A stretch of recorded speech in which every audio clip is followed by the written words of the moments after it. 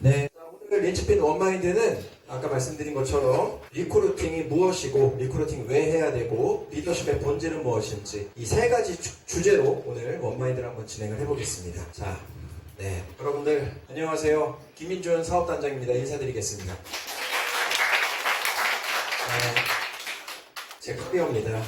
지금 160명 이상의 사업단을 운영을 하고 있고요. FA로서 약 14년 전에 우리 영업을 시작을 해서 지금까지 하루하루 열심히 성장을 해왔습니다. 지금 너무 소중한 우리 단원분들이랑 함께 일하고 있고 제가 항상 우리 후보자분들을 만나면은 가장 먼저 낭독해드리는 제 자서전과 같은 글이에요. 우리 잡세미나 다 수강을 하시고 입사를 하셨기 때문에 아마 이 글을 다 알고 계실 겁니다. 우리 다 같이 다시 한번 이 글을 먼저 상기를 한번 해볼게요. 자, 제목은 여러분들 파란 글씨입니다. 같이 한번 읽어볼까요? 둘, 셋.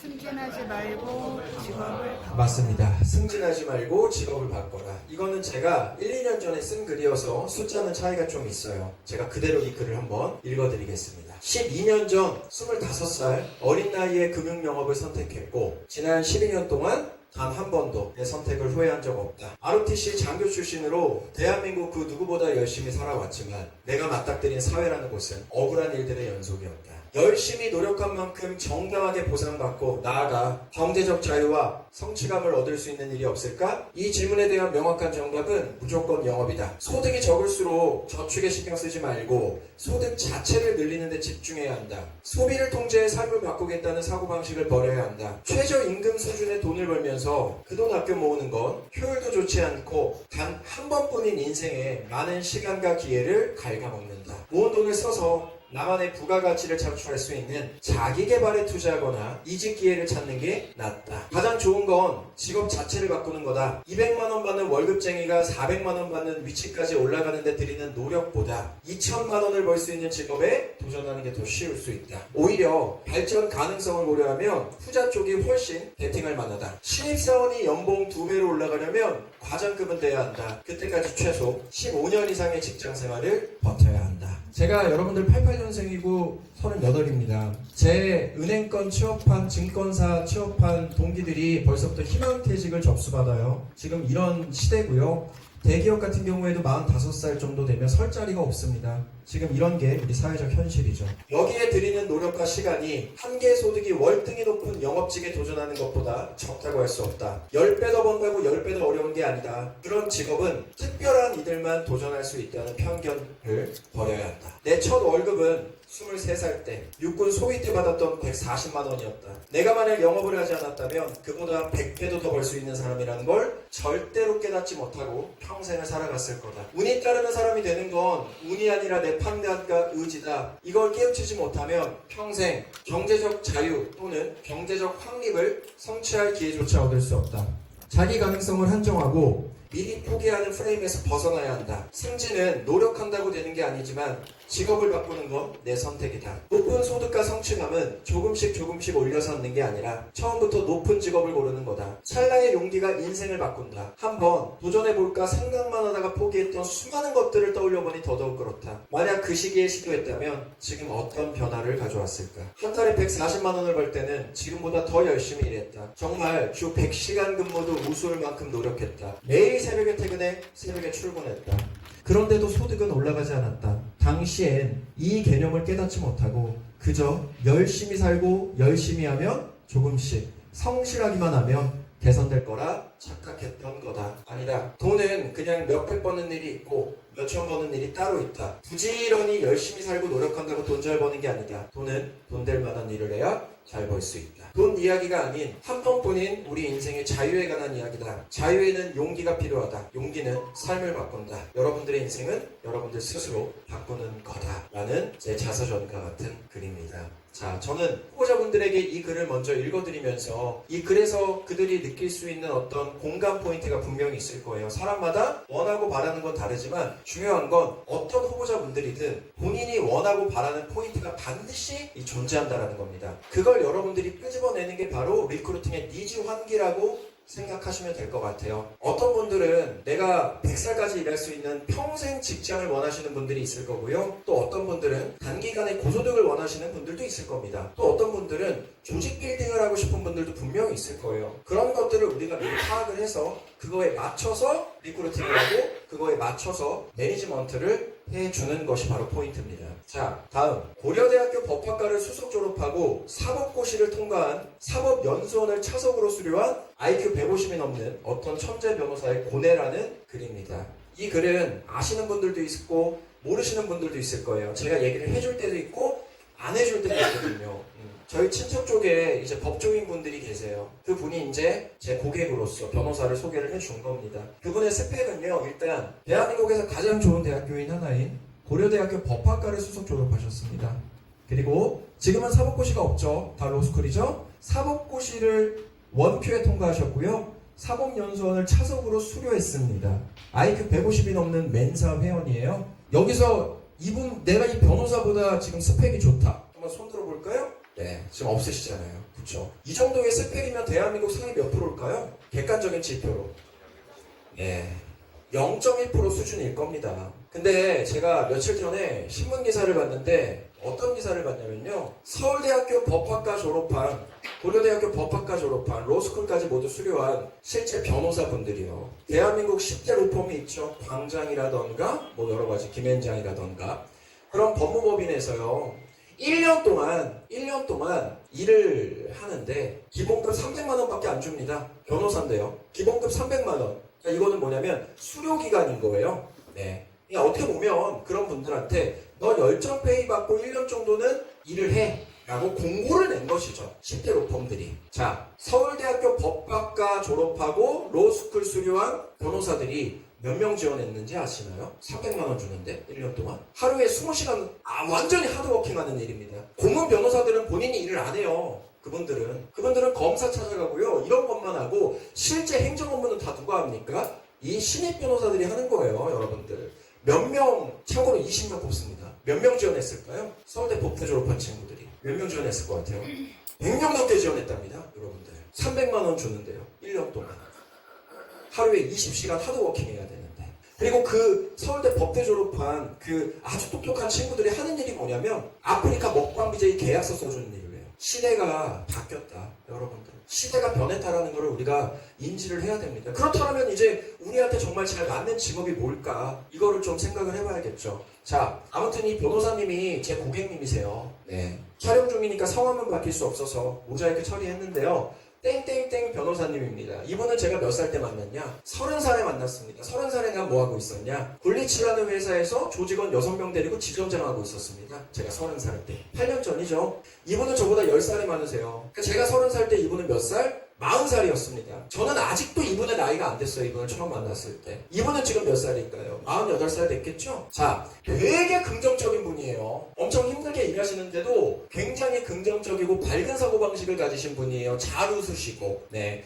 이 땡땡땡 변호사님이 스펙을 보자고요. 고대 법학과 졸업하시고 사법시험 55회 합격하시고 사법연수원 45기 수료하신 IQ 150 넘는 멘사회원 천재 변호사입니다. 자, 이분이요. 로펌에서 일을 하시다가 능력을 인정받아서 서울 동부지방법원 앞에 문정동 있죠? 우리 가깝잖아요.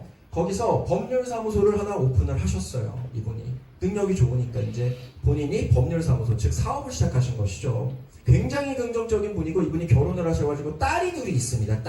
어린 딸들이 있어요. 자, 어느 날 대화명을 보니까 고객으로 등록이 돼 있으니까 대화명을 볼 수 있잖아요. 이렇게 긍정적인 분이 깊은 공허함 점점점점이라고 대화명을 남겨둔 거예요. 당시에 제가 이제 역삼동에서 일을 할 때고 가깝잖아요. 그러니까 고객 관리 차원에서 지금 무슨 고민이 있으시구나. 이거 내 계약 이거 해지되면 어떡하지? 이런 막 생각들을 하면서 바카스 한 박스 한 2만 원짜리 사가지고 변호사님 사무실로 찾아갔습니다. 한 20평대 사무실인데요. 이분의 그 변호사님의 책상이 얼마나냐면 지금 여러분들의 책상 있죠. 이거를 정확하게 한 5개 정도 합쳐놓은 크기예요. 그 변호사님의 책상이요. 그리고 사무장 포함해서 직원은 3-4분이 있습니다. 카운터 직원도 있고요. 뭐 행정 업무 처리 직원도 있고요. 자, 얘기를 들어보니까 뭐가 고민이냐면 자기 딸들 얼굴이 기억이 안 난대요. 그래서 왜 그런 거 하니 여쭤보니까 하루에 18시간에서 20시간을 일합니다. 그냥 순수 일하는 시간이에요. 한 달에 하루도 쉬지 못합니다. 주말은 무조건 일이 있어요, 일단. 네, 명절, 추석 이런 것도 없어요. 근데 이분의 책상에 이런 서류가 책상 밑바닥부터 거의 이 천장 높이까지 한 6개가 쌓여 있어요. 그거 다 처리해야 되는 법률 서류예요. 그 법률 서류에서 숫자 하나만 틀려도 재판에서 집니다, 여러분들. 그리고 이분이 하는 일이 뭐냐면요. 어딜 찾아가요? 교도소 갑니다. 왜 갈까요? 교도소를 왜 갈까? 변호사가. 그럼 그 의뢰인은 어떤 사람일까? 정상적인 사람이에요? 그냥 우리가 만나는 진상고객 수준의 사람이에요? 우리가 만나는 그냥 아유 저 나중에 보험할게요. 이 정도의 그냥 불만을 가지고 있는 사람이냐고요.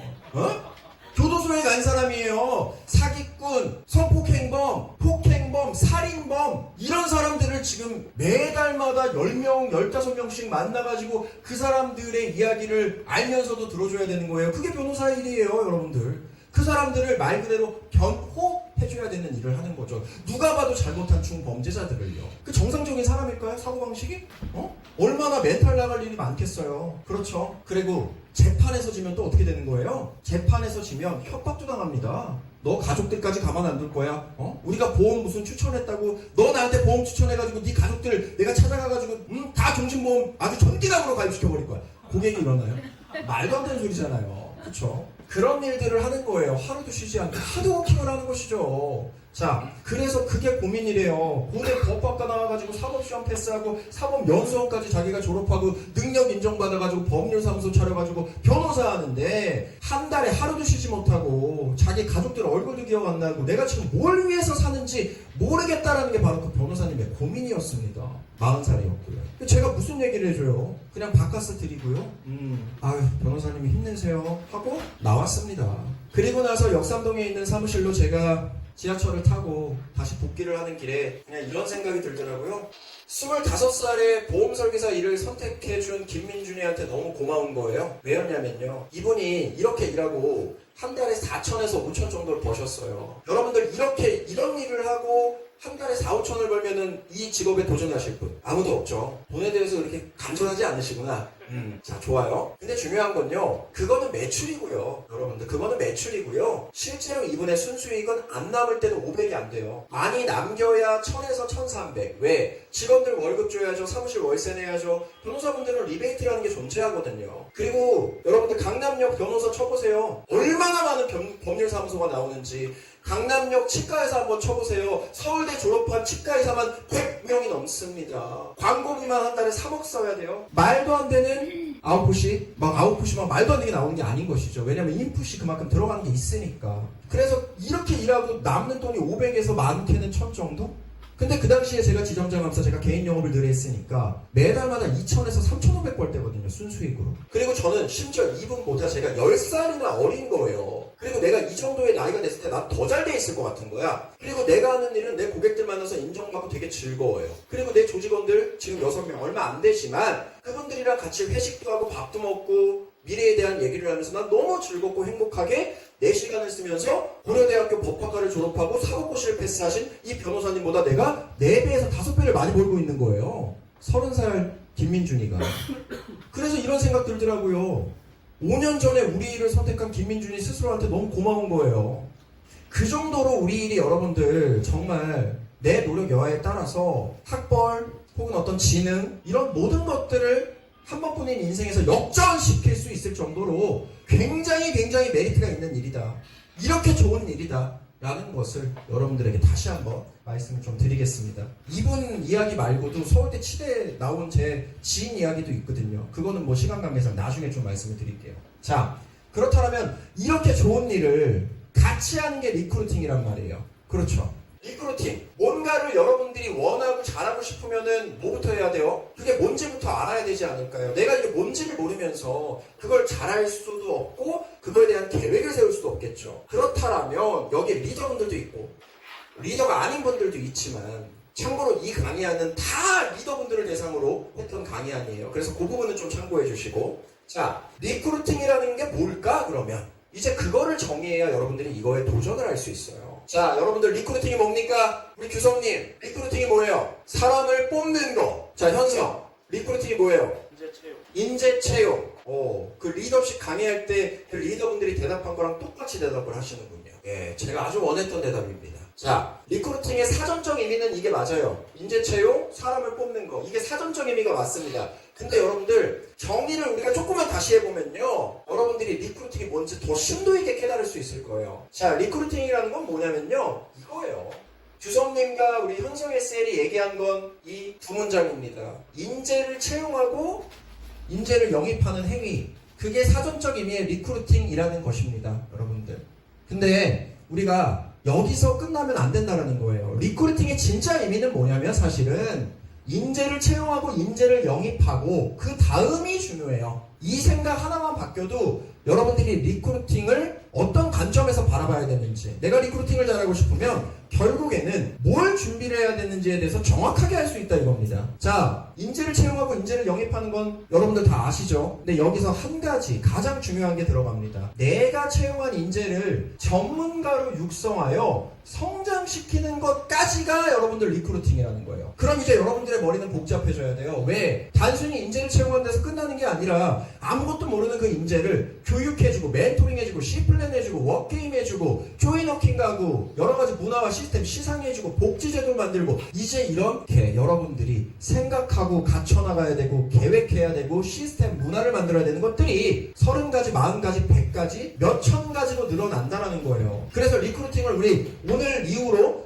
다시 정리합시다. 누군가가 리크루팅이라고 물어보면 지금처럼 인재를 채용하는 것이라고 대답하지 마시고, 인재를 채용하고 인재를 영입하고, 나아가서 정말 중요한 것은 내가 채용한 인재를 더 좋은 환경에서 일할 수 있도록 만들어주고 더 좋은 시스템을 갖춰주고 전문가로 육성하여 성장시키는 것까지가 여러분들 리크루팅이다 라고 정의하셔야 됩니다. 아시겠죠? 자, 이렇게 정의를 달리하면 그때부터 여러분들의 성장이 시작이 되는 거예요. 왜? 단순 채용에서 끝나는 게 아니기 때문이에요. 단순 채용에서 끝나면 어떻게 됩니까? 밑 빠진 독에 물 붓기가 되는 거예요. 사람은 뽑을 수 있어요. 근데 나는 점점 지쳐가요. 근데 뽑은 사람은 계속 나갑니다. 조직이 확장될 수도 없고요. 조직이 유지가 될 수가 없습니다. 그래서 이 두 번째가 훨씬 더 중요한 것이고, 이거는 비교적 쉬울 수 있겠지만, 어떻게든 방법이 있겠지만, 이거는 아주 오랜 기간 동안 계획하고 여러분들이 스스로 만들어 나가야 되고, 이미 이런 것들이 갖춰진 조직에서 여러분들이 더 디벨롭해야 된다는 거예요. 그래야만 여러분들이 원하는 리크루팅 목표, 리크루팅의 정의를 다시 새롭게 세울 수 있습니다. 자, 그렇다면 리크루팅이 뭔지 이제 우리가 알게 됐어요. 리크루팅은 사람을 뽑고 그 사람을 전문가로 성장시켜서 성공시키는 것까지가 리크루팅이에요. 그러면 이 리크루팅을 우리가 왜 해야 될까? 이제부터 이유를 알아가야겠죠. 리크루팅을 해야 되는 이유는 정말 너무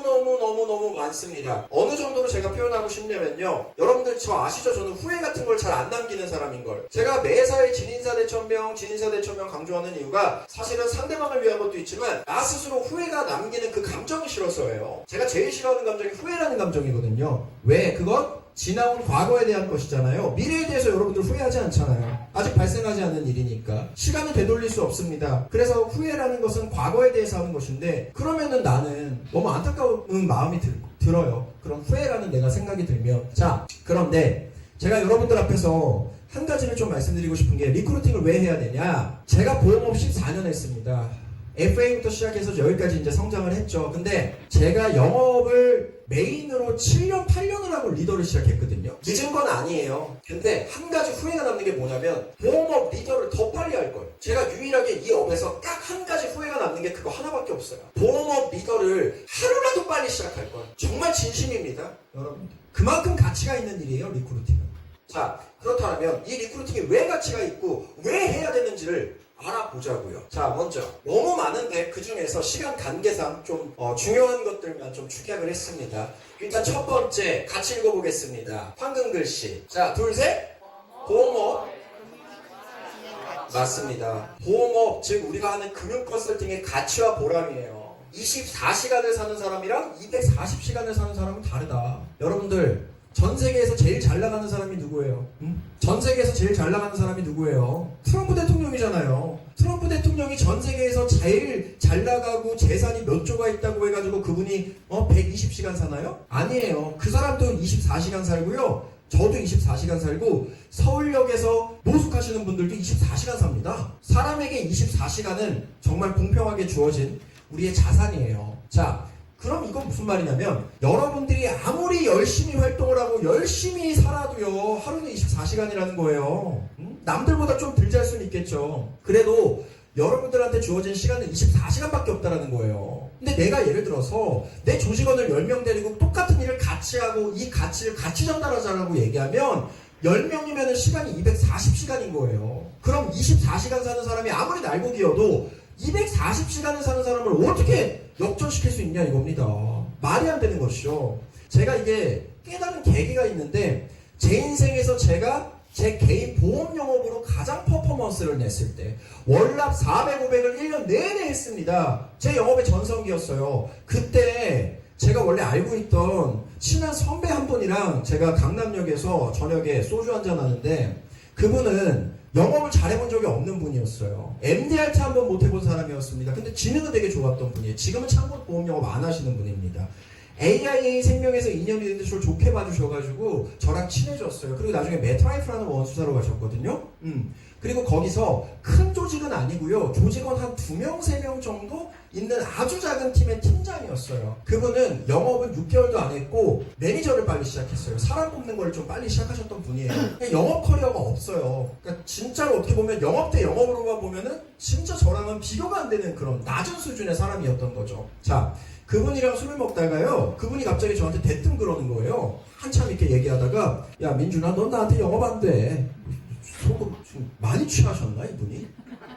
지금 제정신인 거야? 지금 나한테 지금 그런 얘기를 한다고? 당신이? 기분이 살짝 나빴거든요. 근데 그 뒤에 하는 말이 야 네가 아무리 그 보험 판매를 많이 하고 보험금 청구를 많이 해도 나랑 내 팀원 4명이서 하는 것만큼은 못해. 이렇게 얘기하는 거예요. 그 술자리가 끝나고 집으로 가는 길에 많은 생각이 들더라고요. 반박할 수 없는 진실인 거예요. 맞아요. 내가 아무리 영업을 해도 뭐 월납 300이야. 근데 그 4명, 5명이 하는 거는 월납 300 또는 훨씬 더 효율적으로 월납 500 이상을 할 수 있어요. 보험금 청구도 마찬가지고요. 만나는 사람의 숫자도 팀 단위가 훨씬 더 클 수밖에 없는 거예요. 여러분들. 그래서 저는 이런 생각을 했습니다. 야 김민준 너 평소에 보험일 좋다 그러고 너 보험 평생 하겠다 그러고 보험의 가치는 정말 정말 최고의 가치를 가지고 있다라고 얘기하는 사람이 혼자 일하는 게 말이 되냐? 정말 네가 그렇게 가치 있는 일이라고 한다면 너가 일을 잘하니까 네가 교육을 해주든 뭔가 매니지먼트를 해주든 여러 가지 방법을 써서 그 가치를 같이 전달하는 사람들을 네가 만들어야 되는 거 아니야? 나는 스스로 자문하게 됐습니다. 그리고 리더를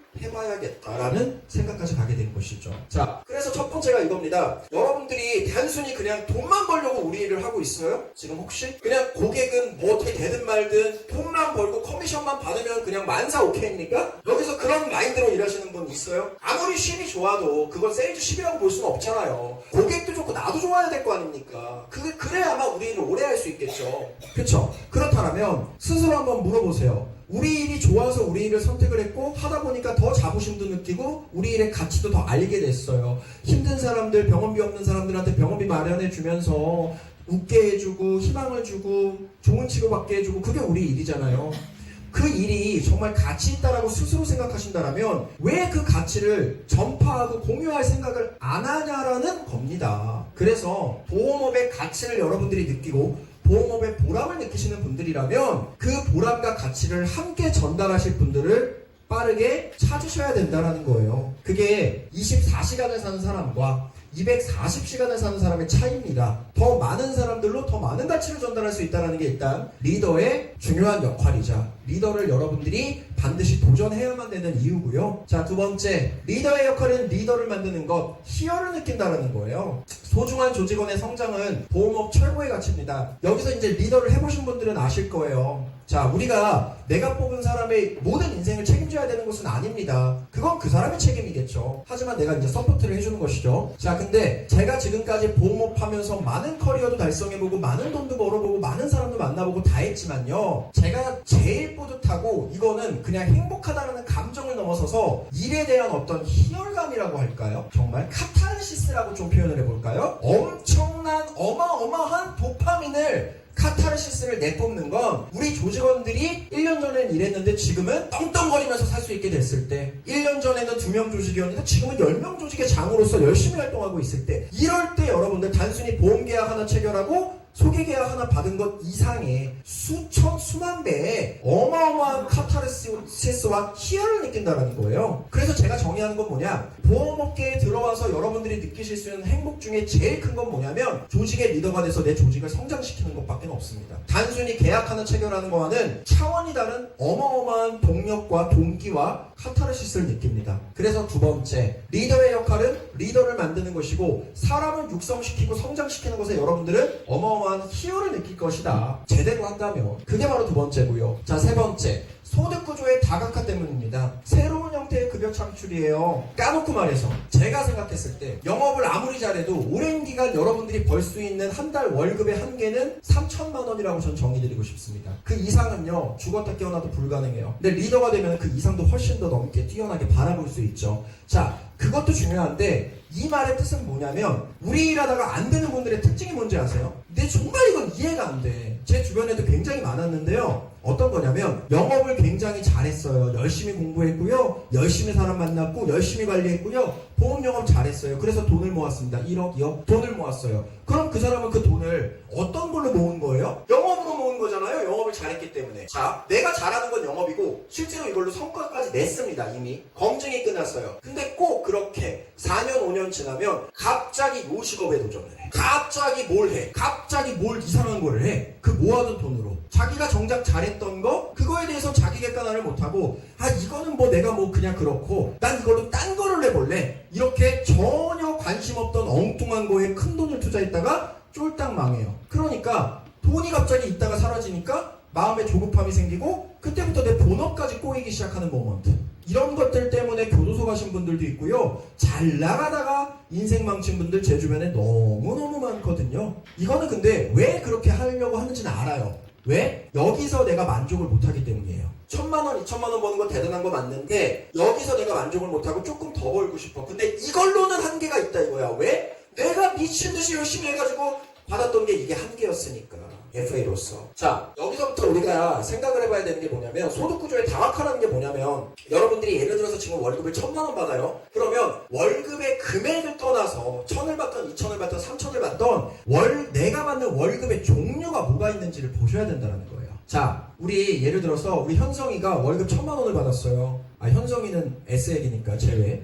우리 선빛 FA가 월급을 1,000만 원 받았어요. 그럼 선빛 FA 월급 1,000만 원의 종류는 뭐가 있습니까? 여러분들. 신계약 수수료가 있겠죠. 그리고요. 시상시책이 있겠죠. 이것도 나뉘겠죠.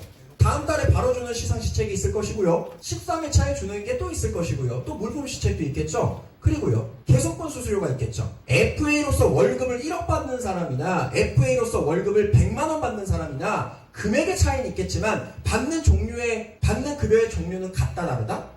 똑같다라는 거예요. 똑같은 종류의 급여만 받는 겁니다. 선지급 수수료, 계속분 수수료, 선지급 시책, 계속분 시책 4가지가 보통 끝입니다.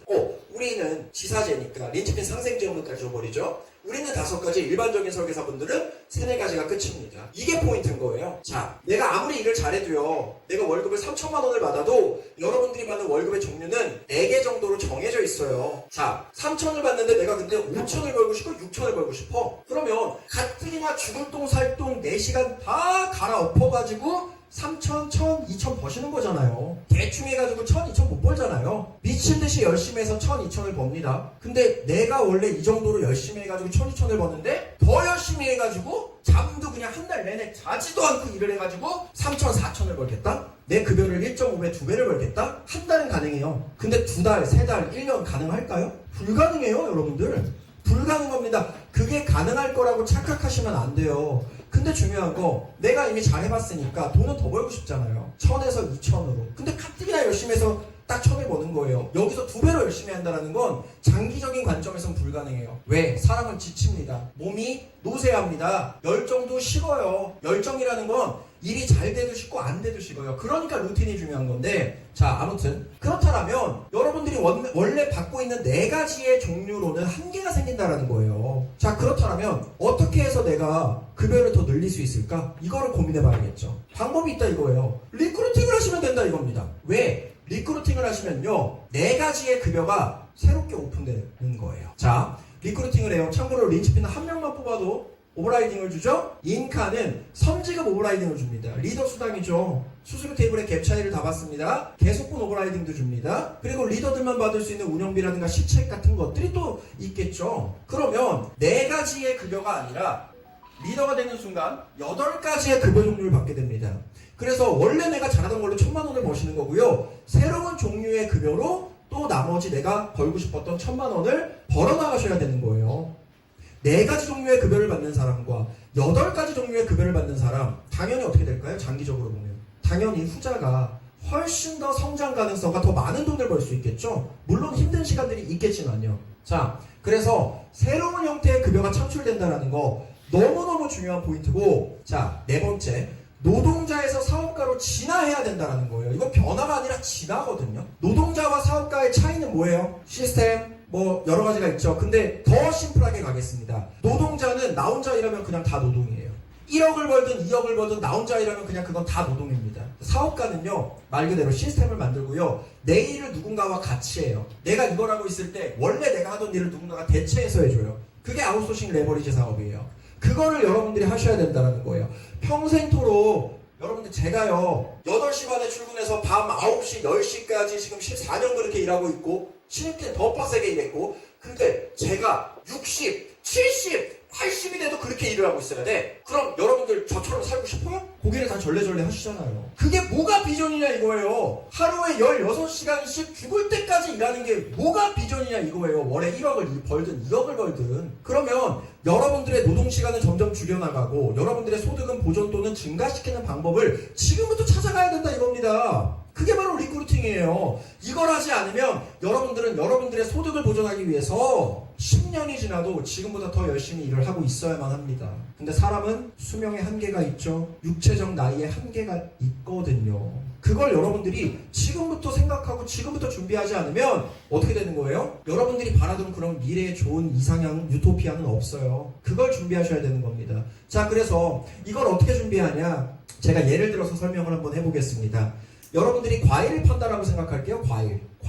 여러분들 제일 좋아하는 과일이 뭡니까? 은퇴, 과일 뭐 좋아해요? 사과. 오, 나 머릿속으로 사과를 상상하고 있었는데 딱 사과를 얘기해주네. 자, 은퇴기도 사과를 파는 사람이고요. 우리 종수 SL님도 사과를 파는 사람이에요. 둘 다 사과를 파는 사람입니다. 근데 사과를 지금 둘은 어떻게 팔고 있냐면, 저기 높이 어떤 산이 있어요. 그 산 꼭대기에 사과나무가 있어. 주인 없는. 둘 다 거기 열심히 하루 종일 올라가가지고 자기가 들 수 있는 최대 무게로 사과를 따가지고 다시 열심히 몇 시간 걸려가지고 내려와가지고 시장에서 사과를 둘 다 팔고 있어요. 이렇게 1년 동안은 서로 만족을 했습니다. 왜? 먹고 살 수 있었으니까요. 너무 행복하잖아. 내가 소득이 없다가 사과라도 따가지고 팔아가지고 내 가족들 먹여 살리고 내가 맛있는 거 사 먹을 수 있고 얼마나 행복해요? 자, 그렇게 살다가 한 1년이 지나니까 둘 다 물론 사업가적 기질이 있지만 그냥 얘입니다. 자, 우리 은택이는 사업가적 기질이 있었고요. 우리 종수의 슬림은 사업가적 기질이 없었던 거야. 그래가지고 이제 1년이 지난 시점에서 너무 힘든 거야. 하루에 몇 시간씩 올라갔다가 몇 시간씩 내려갔다가 이거를 몇 번을 반복해야 되니까 너무너무 힘든 거예요. 그래가지고 은택이는 생각하게 된 거지. 가만히 있어봐. 사과를 내가 지금은 당장 소득이 좀 떨어질 수 있겠지만 사과를 한 번, 지금 내가 하루에 3번을 왔다 갔다 하니까 한 번만 덜 왔다 갔다 하고 내가 있는 내 집 주변에 사과나무 씨를 좀 심어야겠다. 이런 생각을 1년 뒤에 하게 되는 거예요. 그리고 이거를 같이 하자 그랬어. 종수 SL한테. 근데 종수 SL은 그러는 거예요. 야, 너 미쳤어? 야, 우리가 한 번 더 왔다 갔다 하면은 지금 당장 100만 원을 더 벌 수 있는데 너 그 시간에 왜 왔다 갔다 안 하고 씨를 심는다는 거야? 이게 나무가 1년 뒤에 피어났는데? 이렇게 얘기해버린 거죠. 그래서 알았어. 넌 그렇게 해. 난 이렇게 할게. 하고 은택이는 2번만 왔다 갔다 하고 사과나무를 심었고 종수 SL은 그 시간에 사과나무 안 심고 3번 왔다 갔다 한 거예요. 1년이 지났을 때 어떻게 됐을까요? 1년이 지났을 때 어떻게 됐을까요? 더 이상 육체적인 노동을 하기 힘들어졌습니다. 3번도 이제 왔다 갔다 못해요. 한 번만 왔다 갔다 하면 사람이 다 지쳐버립니다. 그리고 은택은 1년 동안은 소득이 조금 줄어들고 하는 일이 훨씬 더 많았겠지만 힘들었겠지만 사과나무라는 파이프라인을 구축함으로써 이제는 산 꼭대기까지 올라가지 않아도 내가 살고 있는 집에서 사과를 따서 팔 수 있게 된 사업가가 됐습니다. 이게 여러분들 영업만 하는 거랑 리크루팅을 같이 하는 거의 차이라고 보시면 돼요. 완벽하게 이해가 되시나요? 그럼 리크루팅 해야 돼요? 안 해야 돼요? 해야 되는 거예요. 여러분들이 영업활동을 당연히 주로 해야 되지만 그 안에서 6개월에 한 번씩이든 1년에 한 번씩이든 한 명 한 명 나랑 같이 일할 사람들을 찾아보고 혹은 뭐 잡채용 사이트에 광고를 내든 여러분들이 유튜브를 하든 SNS 플레이를 하든 다양한 방법으로 사람을 뽑아서 사과 나무를 심기 시작해야만 여러분들은 시간이 지났을 때 사업가로서 우리 일을 더 오래 롱런 할 수 있는 거예요. 이게 여러분들 너무너무 중요한 포인트다. 그래서 평생토록 16시간씩 죽을 때까지 일해야 되는 건 비전이 아닙니다. 제가 여러분들한테 우리 현성이 지금 나이가 몇이야? 너 73세까지 보험 영업 열심히 해. 보험 영업만 해. 라고 얘기하면 이게 정상적인 리더십이냐 이거예요. 그럼 이 친구는 하루에 지금 12시간씩 일하는데 60, 70이 돼도 12시간씩 일을 해야만 되는 거잖아요. 정상적인 모습이 아닌 거예요, 여러분들.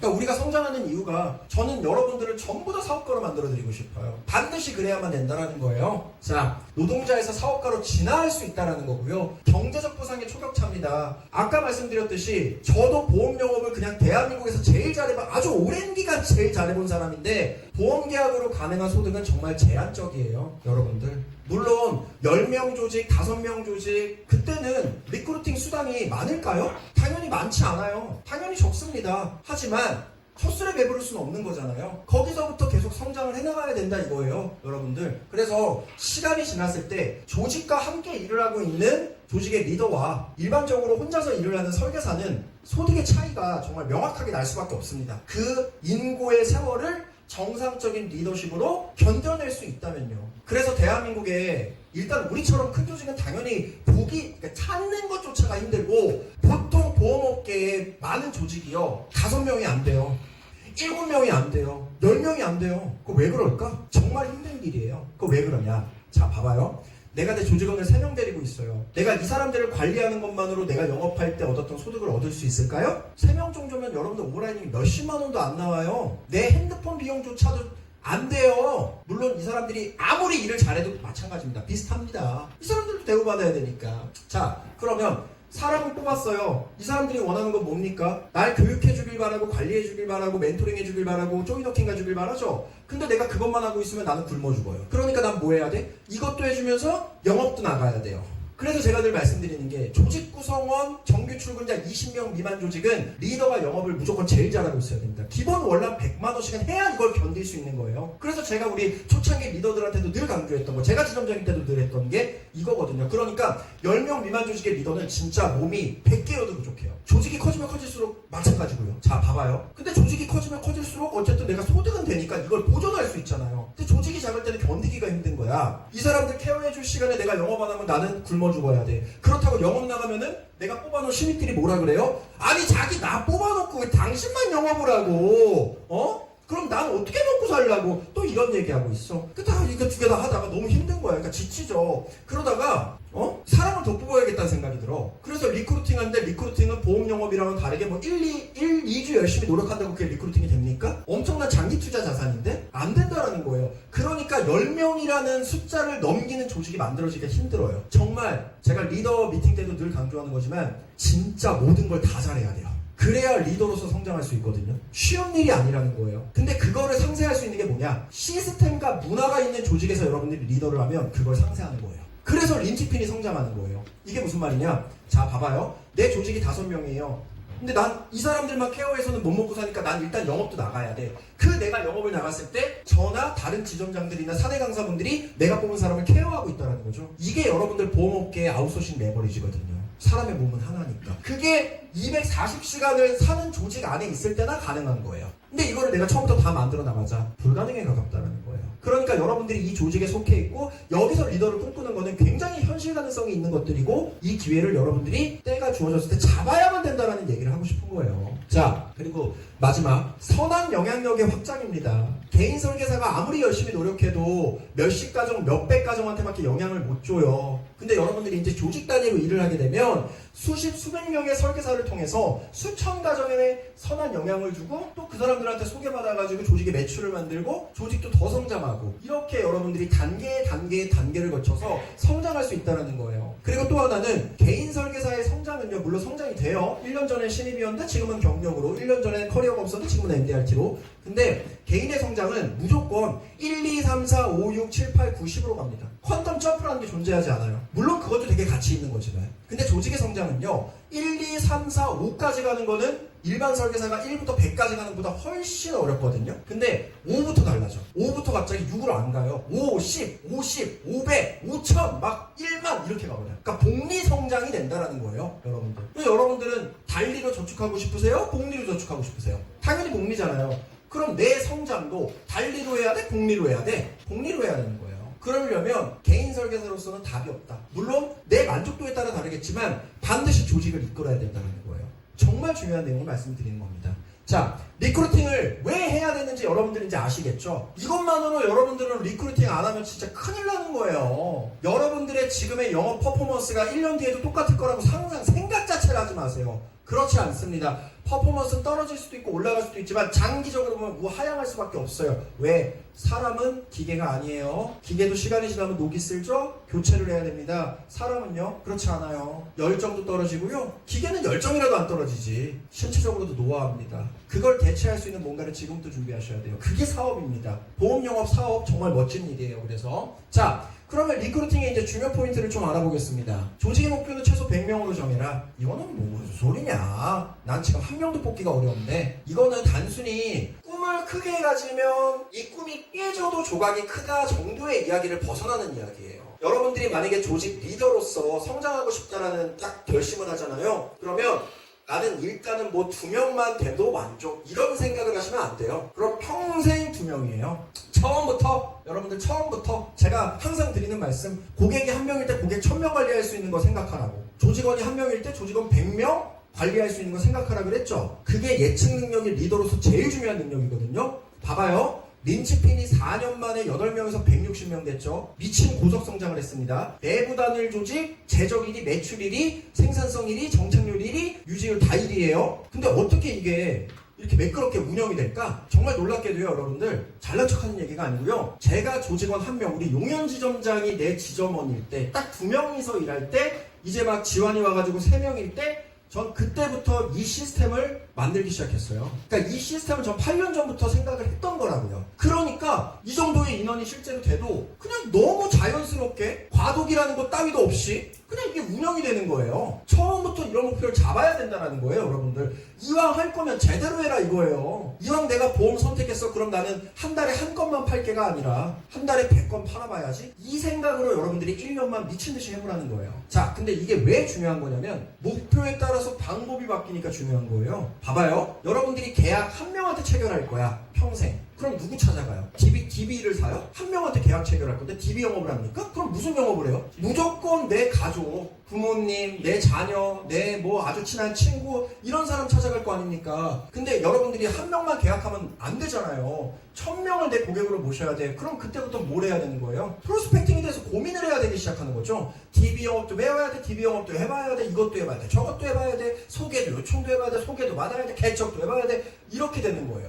그러니까 단순히 꿈만 큰 게 중요한 게 아니라 내 꿈에 따라서 뭐가 달라진다? 내가 하는 방법론이 달라진다는 거예요. 그게 중요한 포인트거든요. 자, 그래서 여러분들이 조직 목표가 만약에 3명이에요. 그럼 여러분들은 지인 친구를 리크루팅 하려고 할 겁니다. 맞죠? 만약에 10명이면요. 지인 친구 플러스 잡사이트 정도를 이용할 거예요. 당근마켓 이런 거. 자, 만약에 20명이면요. 지인 친구, 잡사이트, 당근마켓 플러스 내 조직원들을 좀 만족시켜서 간접 도입시켜야지 라는 생각까지 할 거예요. 근데 항상 명심하셔야 되는 거 조직을 이끄는 리더는요. 무조건 그 리더가 리크루팅을 제일 잘해야 돼요. 정말 이건 권위 같은 거거든요. 쉽게 말해서 그 자격을 갖추는 거예요. 조직 리더는 치열한 경쟁을 통해서 살아남는 사람이에요. 그냥 그 자격이 부여가 되는 게 아니라 스스로 자격을 쟁취해야 되는 사람이라는 거예요. 자, 만약에 조직 목표가 100명이다. 그럼 여러분들 뭐 해야 되는 거예요? 여러분들이 누군지 알려야 되는 게 제일 중요한 일이 되는 거예요.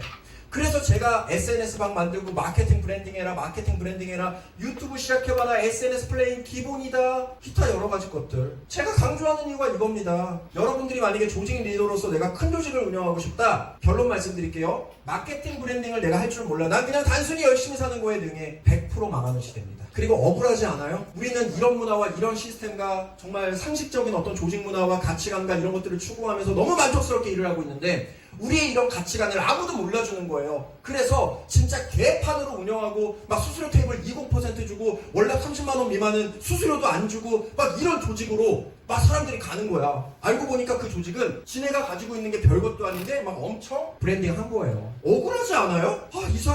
저기 가면 안 되는데? 여기 와야 되는데? 이런 생각이 들지 않냐고요. 여러분들이 지금 제 말에서 정말 그렇지. 억울하다. 우리가 최고인데 이런 생각이 0.1%라도 들면 우리가 지금 잘하고 있는 것들을 알려야 돼요. 그럼 브랜딩이라는 걸 여러분들이 왜 못하냐? 자, 첫 번째. 성공을 해야만 브랜딩을 할 수 있다고 착각해요.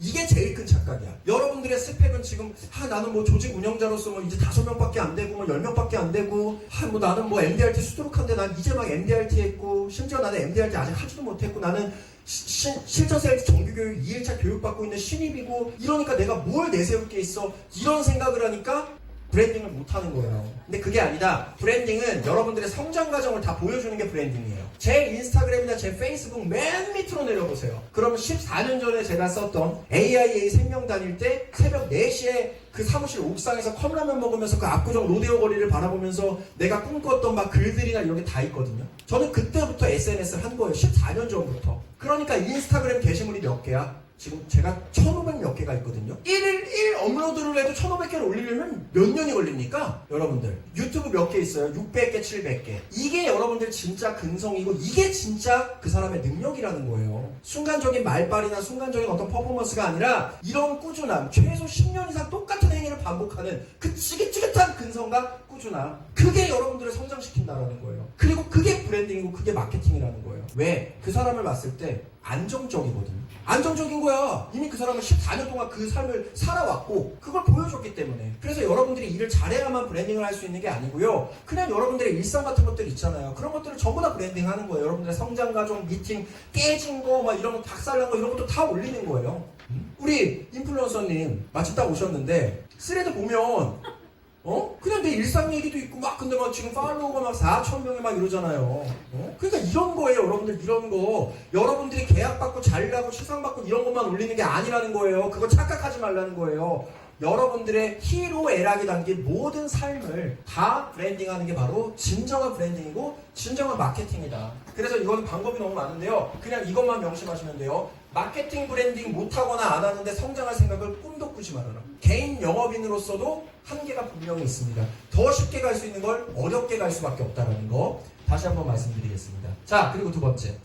프레임과 사고방식의 거대한 변화입니다. 여러분들, 프레임과 사고방식의 거대한 변화. 자, 1% vs 99%. 이것도 제가 여러 번 강의를 했죠. 이게 뭐냐면 기존의 보험업계에서는 상위 1%만 뽑으려고 그랬어요. 그러니까 처음부터 일을 잘할 것 같은 사람들 또는 잘했던 사람들. 그러니까 예를 들어 이런 거예요. 김민준 대표만 뽑으려고 그러는 거예요. 모든 조직에서. 근데 저 같은 사람이 대한민국 보험업계에 많겠습니까? 몇 명이나 있을까요? 64만 명 중에? 아무튼 적겠죠? 그리고 서울, 대전, 대구, 부산, 울산, 거제도, 제주도 다 나눠서 있겠죠? 내가 근무하고 있는 지역에만 일 잘하는 사람 상위 1%가 모여있지 않습니다. 그쵸? 자, 그동안 보험업계에서는 왜 그냥 근데 저나 뭐 이런 사람들은요 그냥 어떤 조직에 가도 알아서 잘하거든요. 알아서 잘해요. 수수료고 뭐고 그냥 다 필요 없어. 그냥 알아서 잘하는 사람들이에요. 그러니까 이런 사람들의 특징은 뭐예요? 조직 환경이나 문화나 시스템이 별로여도 그냥 내 일은 잘해. 이런 사람들은 드물다. 거의 없다고 보셔야 돼요. 이 업계에 상위 0.1% 그거보다도 적을 거예요. 굉장히 적습니다.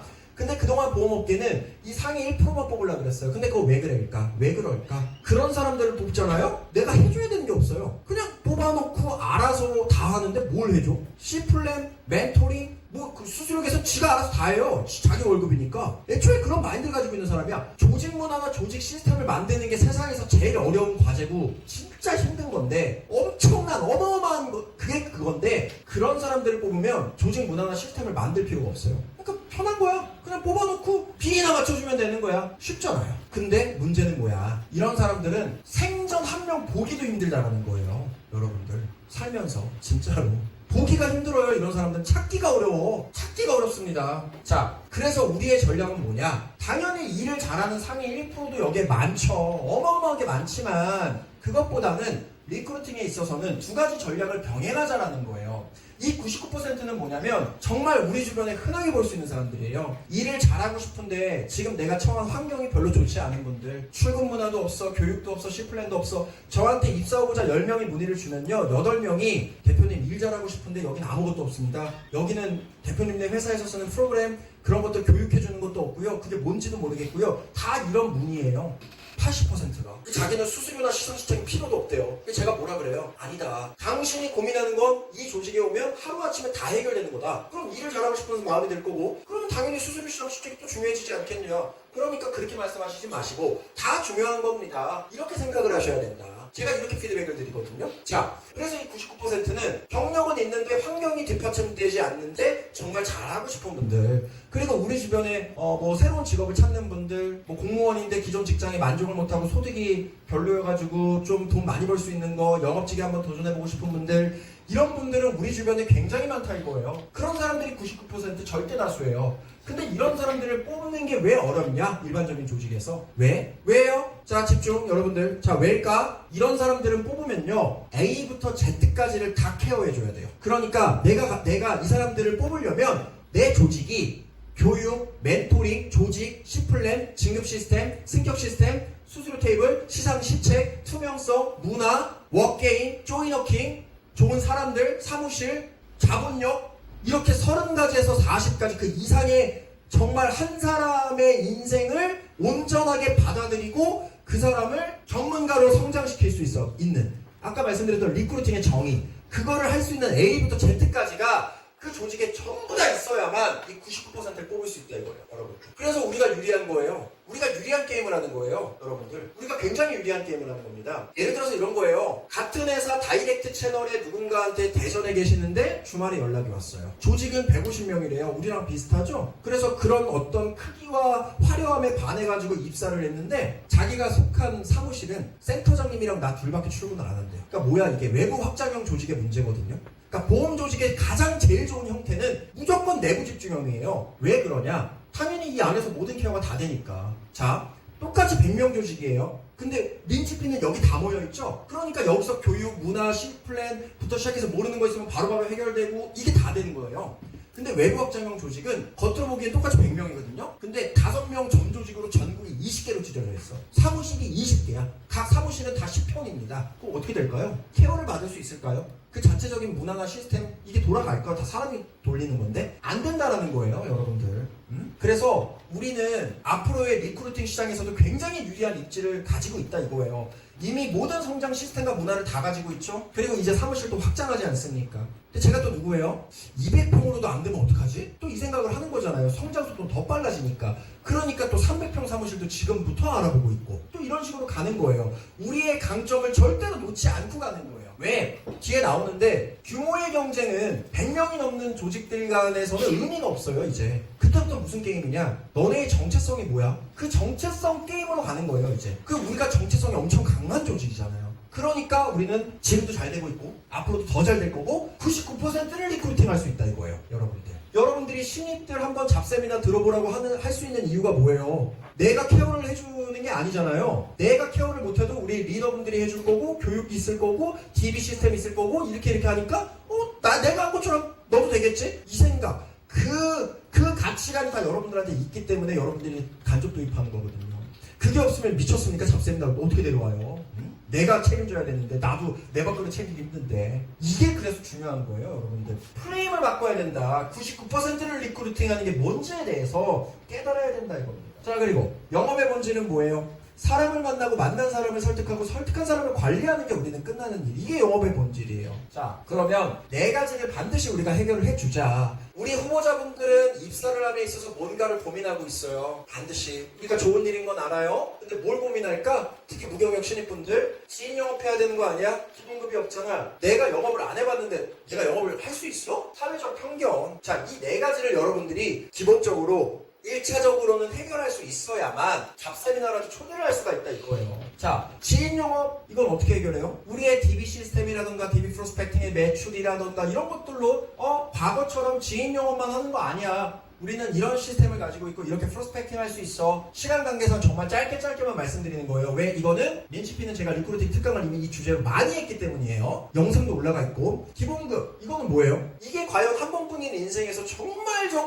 의미가 있냐 이거예요. 그러니까 이게 나쁘다라는 게 아니라 이게 안 좋다라는 게 아니라 최저임금 제도는 말 그대로 최저임금이잖아요. 너가 한 번뿐인 인생을 사는데 단 6개월도 너가 어느 정도의 한계까지 올라갈 수 있는 사람인지 스스로 테스트해보는 건 되게 중요하지 않아? 그리고 사실 이거는 뭐 사람의 인생이 다 가치가 있지만 기본급만 예를 들어서 받아서 어떻게 평생 또 먹고 사냐 이거예요. 지금 서울 아파트값이 얼만데 이런 얘기들을 해주면서 한 번 정도는 네가 한계 없이 도전할 수 있는 일에 한번 도전을 해봐 라는 걸 또 니즈 환기를 시켜줄 수 있겠죠. 자, 그리고 영업력은 뭘로 해결해줘요? 원래 이게 제일 어려워요. 이게 해결이 안 되거든. 영업력은 뭐예요? 교육 시스템, 린치핀의 시스템, 문화 이걸 설명해주면서 해결을 해주는 거예요. 왜? 아무리 내가 DB 영업을 하면 뭐예요? 만날 사람이 있으면 설득을 못하면 무용지물인데 그럼 난 어떻게 영업을 배워? 우리가 알려줄게. 우린 이런 시스템을 가지고 있어. 한 명만 입사해도 120시간 교육을 해줘. 이런 걸 알려주는 거예요. 자, 그리고 사회적 편견 이런 건 여러분들의 이미지로 깨는 거예요. 그래서 우리 일하는 사람들이 사람 만나는 미팅 없다고 후질근이하게 출근을 하면 안 되는 거예요. 자, 왜? 내가 별론데 그걸 보고 오겠냐고요, 여러분들. 그래서 제가 이미지 관리해라, 외모 관리해라, 좋은 향이 나야 된다 이런 것들을 늘상 강조하는 이유가 우리는 우리 자체가 연예인이고 브랜드를 하는 거예요. 그렇다고 막 지나치게 관리를 하고 막 이런 뜻이 아니라 우리에 대해서 깔끔하고 우리를 바라봤을 때 좋은 인상을 줄 수 있는 이미지가 있어야만 그 사람이 하는 직업이 멋있어 보이는 거 아니에요? 당연히. 아니 의사들이 흰 가운 왜 입냐고요. 그냥 트레이닝 입고 하면 훨씬 더 좋은데 흰 가운을 왜 입냐고. 이미지 구축이거든요. 여러분들의 이미지 구축. 그리고 지금은 시대가 어떤 시대예요. 대통령이 하는 일이 뭡니까? 미국 가서 뭐 하고 있어요? 외교하는 거 아닙니까? 외교는 국가 간 세일즈예요. 삼성 이재용 회장이 인도 어떤 재벌의 7번째 딸의 결혼식에 왜 가냐고요. 왜 갑니까? 세일즈 하러 가는 거예요. 삼성 이재용 회장도 하는 일이 세일즈인데 세일즈가 뭐가 어떻습니까? 모든 기업은 세일즈를 못하면 어떻게 돼요? 망하는 거예요. 그리고 왜 세일즈가 가치가 있냐? 왜 사회적으로 이제 이런 편견이 사라져야 되냐? 잘 들으세요. 얼마 전에 유튜브를 봤습니다. 인공지능 AI랑 서울대 법대 나온 변호사랑 법률 싸움을 해요. 어떻게 됐을까? 응? 어떻게 됐을까요? AI가 그냥 압살해요. 압살. 왜? AI는요 전 세계 법률을 다 알아. 서울대 법대 나온 사람이 그냥 진짜 어느 정도의 수준이냐면 UFC 챔피언이랑 유치원생이랑 격투기하는 수준으로 깨져요. 그냥 탁 이렇게 하니까 죽어. 정말 그런 수준이거든요. 드래곤볼에 나오는. 그냥 드래곤볼에 탁 이렇게 하면 지구가 깨지잖아요. 그런 수준으로 깨져요. 그래가지고 진짜 놀라운 거. 변호사, 변리사, 계리사, 노무사 이런 직업 다 사라진대요 이제. AI를 이길 수가 없거든. 근데 끝까지 살아남는 직업이 뭔지 알아요? 전 세계적인 AI 석학이 얘기한 거야. 뭐가 살아남을 것 같아요? 배관공이 살아남는데요. 배관공이. 왜? 그건 되게 섬세한 작업이거든요. AI 로봇가 그거 할 수 있어 없어? 아니요, 있어요. 있는데 차라리 그거는 그런 로봇을 개발하는 것보다 사람을 쓰는 게 훨씬 비용이 코스트가 적게 드는 거예요. 그래서 배관공만 살아남는데요. 그리고 또 하나 살아남는 게 있어. 감정을 소통하는 일. 그 우리가 뭐야? 세일즈의 최고수는 상품 파는 게 아니라 감정 파는 거라 그랬잖아요. 그러니까 우리 일이 여러분들 이런 시대에서도 비전이 있다니까. 지금 여러분들 무슨 계리사 준비하고 이러면 큰일 나는 거예요. AI가 다 잡아먹어요. 게임이 안 되는데 어떡해. 그리고 나 너무 신기한 게 그 프롬프트 중에 그런 게 있어요. 챗GPT 프롬프트 중에 여러분들 막 타로 보거나 사주 같은 거 가끔 보죠. 그냥 뭐 종교를 떠나서 그냥 장난 삼아 뭐 심심풀이로 이렇게 보시는 분들 있잖아요. 그 프롬프트 입력하면은 평생 내 사주 마스터가 생긴다? 진짜요. 근데 그 매장 가서 1시간에 10만 원 내고 보는 것보다 훨씬 정확해. 네. 무료야 무료. 그런 시대를 살고 있다. 자, 그러니까 여러분들 이런 얘기 해주면서 뭐야? 왜 세일즈가 끝까지 살아남을 수밖에 없는지 이거를 여러분들 얘기를 해줘야 된다는 거예요. 자, 어떤 능력을 갖춰야 그럼 리더로서 성장할까? 이제 거의 막바지로 왔는데요. 자, 일단 이 글이 굉장히 중요합니다. 리더는 일반 직원과 일을 바라보는 시야가 같아서는 안 됩니다. 이게 제가 여러분들한테도 되게 바라는 거예요, 사실. 이게 뭔지를 말씀을 좀 드릴게요. 자, CEO와 경영진은 되게 지평선 저먼 것까지 내다보면서 자신들의 시간 가운데 50%는 몇 개월 또는 몇 년 후에 흐릿한 미래를 설계하는 데 쓰고 25%는 1, 2주 후에 있을 중요한 일을 처리하는 데 쓰며 나머지 25%는 발등에 떨어진 불을 끄는 데 쓴다. 관리자들은 대개 2주에서 6주 앞을 내다봐야 한다. 관리자들의 머리는 늘 움직여야 한다. 가끔은 아래쪽을 내다보고 가끔은 더 먼 곳을 내다봐야 한다. 또 대부분의 시간을 다른 팀들을 살펴보는데 할애해 모든 일이 다음 단계까지 문제없이 잘 진행되도록 해야 한다. 개별 직원들은 자기 시간의 80%를 바로 앞에 닥친 일에 쓰거나 1, 2주 앞을 내다보는데 쓰며 자신이 매일 하고 있는 일의 세세한 면을 점검해야 한다. 사회생활 초반에는 그렇게 할 수밖에 없다. 각 프로젝트의 세세한 면들이 제대로 돌아가고 있는지에 관심을 쏟아야 한다. 이처럼 경영진과 관리자들은 당장의 문제뿐만이 아니라 가고자 하는 길에 놓인 장애물들을 미리미리 내다봐야 한다. 그래야 장애물이 나타났을 때 구성원들에게 미리 경고할 수 있고 방향을 바꿀 것인지 아니면 헬멧을 쓰게 할 것인지 알려줄 수 있다. 그런데 리더가 미리 앞을 내다보는 게 아니라 신입사원처럼 당장의 문제들만 바라본다면 조직은 앞으로 나아갈 수 없다. 이게 제가 생각하는 리더가 갖춰야 되는 제일 중요한 능력이거든요. 예측 능력. 슬프게도 이런 경우는 많다. 따라서 개별 직원이라도 자기 시간 중에 20%는 위로 올려다보는데 써야 한다. 단순히 주어진 일만 잘한다고 일이 끝나는 게 아니다. 승진을 하고 더 높은 곳으로 가고자 한다면 관리자나 CEO 관점에서 생각할 수 있어야 된다. 특히 직원에서 경영자가 된 사람은 아무리 일을 잘했더라도 리더로서 앞을 내다보는 연습을 해야 한다. 회사의 궁극적인 목표를 잘 알고 있어야 하고 전혀 예측이 되지 않더라도 그것에 도달했을 때 어떤 모습일지를 예측해봐야 한다. 그리고 이 연습을 하는 것이 무척이나 도움이 된다. 이것도 여러분들 연습, 이게 타고난 사람들이 있거든요. 근데 이걸 연습으로도 얻을 수 있어요. 자, 목표, 즉 목적지를 알면 우선순위를 매길 수 있고 무엇을 해야 할지, 어떻게 해야 할지를 결정할 수 있다. 어디 그뿐인가? 그렇게 하면 지금 가고 있는 방향이 옳은지 틀린지도 알 수 있게 된다. 리더나 관리자는 일만 하는 사람이 아니다. 리더는 불확실성 속에서도 미리 앞을 내다보기 위해 안간힘을 쓰는 사람이다. 그래야 어떤 문제가 터지거나 기회가 왔을 때 빠르게 대응할 수 있다. 토니 퍼델의 빌드, 창조의 과정이라는 책의 문구입니다. 여러분들, 제가 제일 중요하게 생각하는 게 이거예요. 여러분들이 지금 리더가 아닐지라도 아니면 작은 조직의 리더일지라도 미래를 내다보는 능력, 그리고 그 미래를 예측하고는 연습을 하셔야만 앞으로 여러분들이 성장을 할 수 있다는 거예요.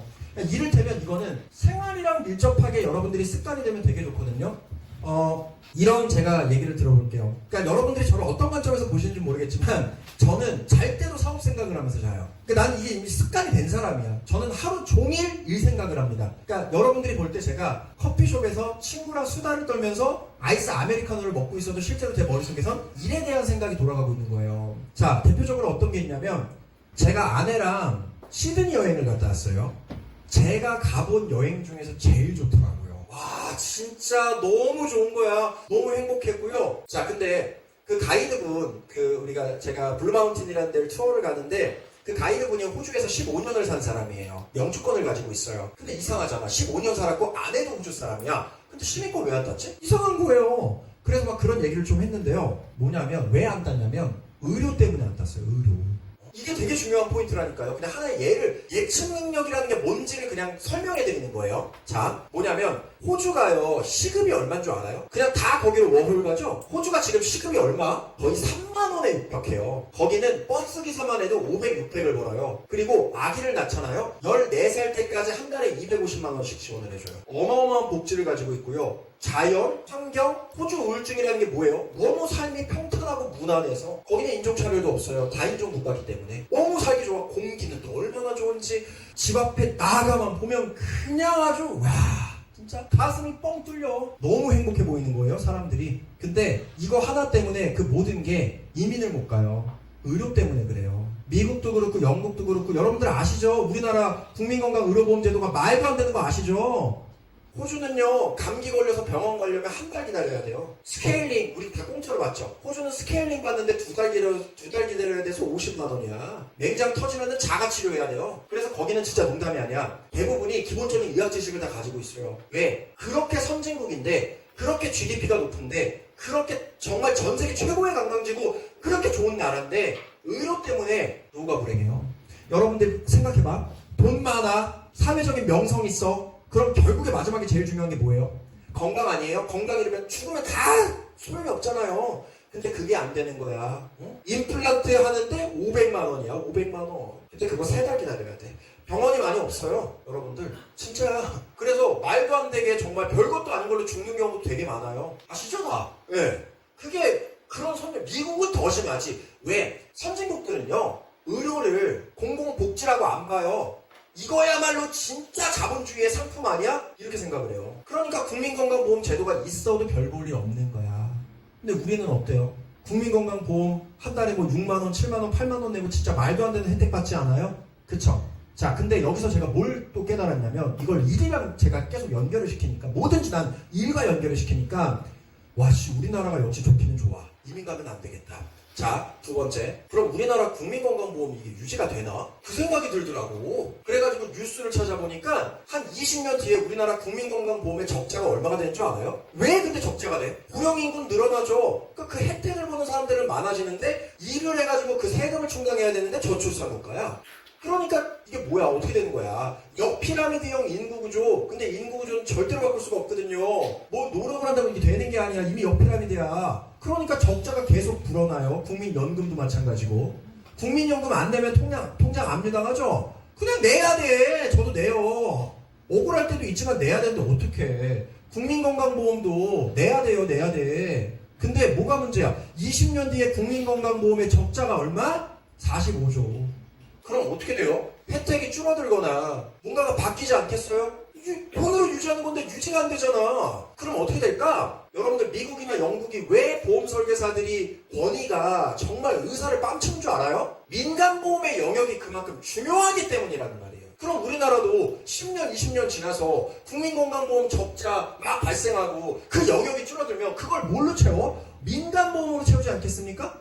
그럼 그 민간보험의 가장 키포인트를 쥐고 있는 사람들이 그 직업이 뭐예요? 보험 설계사 아닙니까?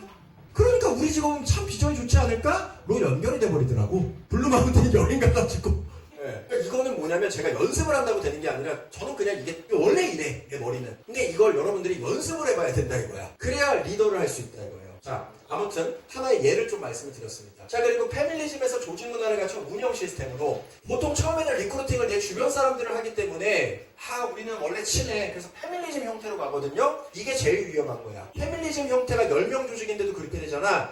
그러면 100% 그 조직은 무너져요. 왜? 가족이 아닌데 가족이라고 강요하니. 우리 혜원 FA, 우리 혜원 FA 좋아해요? 혜원 FA 좀 좋아하죠? 근데 우리가 가족은 아니잖아. 근데 이걸 가족이라고 자꾸 강요해. 우린 가족이야.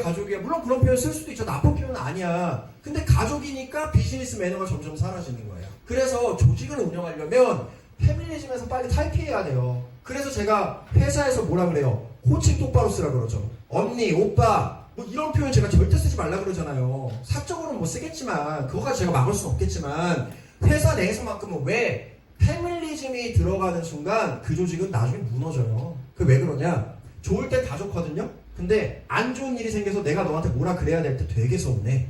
이게 무슨 말이냐? 내가 우리 아버지한테 혼나는 건 괜찮아. 근데 나랑 놀아주던 막내 삼촌이 나한테 손바닥 대 이건 되게 기분 나빠요.